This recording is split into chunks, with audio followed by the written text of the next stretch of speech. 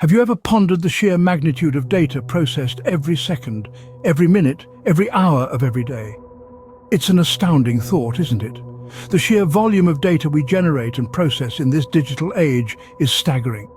But how do we manage this colossal amount of information? That's where frameworks like MapReduce and Spark come into play. MapReduce, a programming model developed by Google, breaks down big data processing into two stages: map and reduce. In the map stage, data is divided into smaller subparts, and in the reduce phase, these subparts are aggregated to give the final result. It's a model that has proven to be efficient and reliable for processing large datasets. However, MapReduce does have its limitations. For one, it's not the most user-friendly. Writing a MapReduce job requires a significant amount of code, even for relatively simple tasks. Furthermore, it lacks flexibility. It's a batch processing system, which means it's not designed for interactive queries or real-time processing. Enter Spark.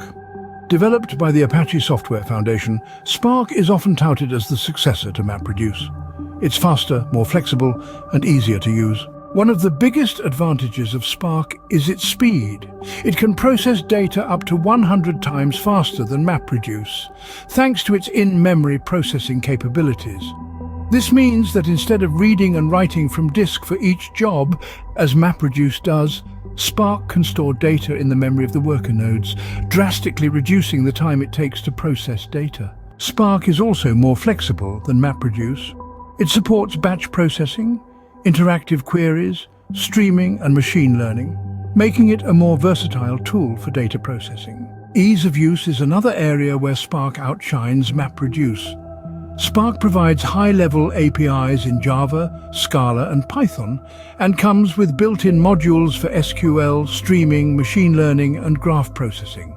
This makes it easier to develop applications, especially for data scientists who may not be as proficient in Java, the primary language for MapReduce. So, to recap, MapReduce, while reliable and efficient, can be restrictive and challenging to use. Spark, on the other hand, offers speed, flexibility and ease of use, making it a powerful tool for processing big data.